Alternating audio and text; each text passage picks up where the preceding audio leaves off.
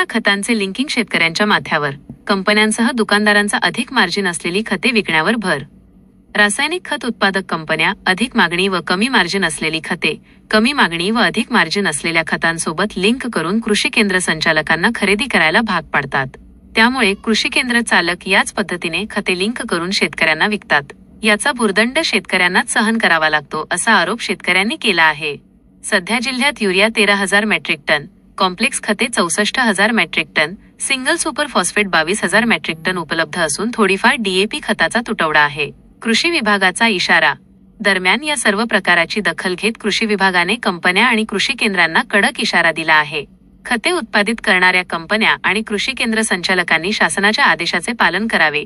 कुठेही अनियमितता आढळून आल्यास कायदेशीर कारवाई केली जाईल, असा इशारा जिल्हा कृषी अधीक्षक संतोष डाबरे यांनी दिला आहे. खरं तर सक्तीचं शेतकऱ्यांना जे खतं देण्याचा प्रकार चालू आहे हा अत्यंत चुकीचा प्रकार आहे. कृषी विभागाने याच्यावर नियंत्रण ठेवलं पाहिजे, परंतु असं ते होताना दिसत नाही. बऱ्याच शेतकऱ्यांचे फोन आम्हाला येत आहे. जर काही दिवसात याच्यात काही बदल झाला नाही तर नक्कीच आम्ही कृषी विभागात पण एक मोठं आंदोलन करू. आज रोजी खताची अडवणूक करून शेतकऱ्याकडून भाव वाढवून घेतला जातो, तरी सरकारने शासन निर्णय प्रत्येक दुकानदाराकडे देऊन शेतकऱ्यापर्यंत पोहोचवला पाहिजेत आणि शेतकऱ्याची अडवणूक थांबली पाहिजे, अशी सरकारला आग्रहाची विनंती आहे. 200-300 रुपये शिल्लक घेऊन खत दिले जाते प्रत्येक शेतकऱ्याला. नाहीतर लिंकिंगचं घेऊन जा असे दुकानदार बोलतात. तरी याच्यावर सरकारनं लक्ष द्यायला पाहिजेत आणि तालुका कृषी अधिकाऱ्यांनी पण सर्कल वाईज शेतकऱ्यांना या विषयाबद्दल, भाववाढीबद्दल, बीजाच्या बद्दल मार्गदर्शन करायला पाहिजेत. खताच्या बाबतीमध्ये जे काही आहे जिल्ह्याला 1,91,100 हेक्टरचं आवंटन जे आहे ते जिल्ह्याला आपल्याला प्राप्त आहे. आणि आज रोजी आपल्याकडे 1,10,000 हेक्टर जे आहे खतं विविध स्वरूपाची उपलब्ध आहे. त्यामध्ये युरियासुद्धा 13,000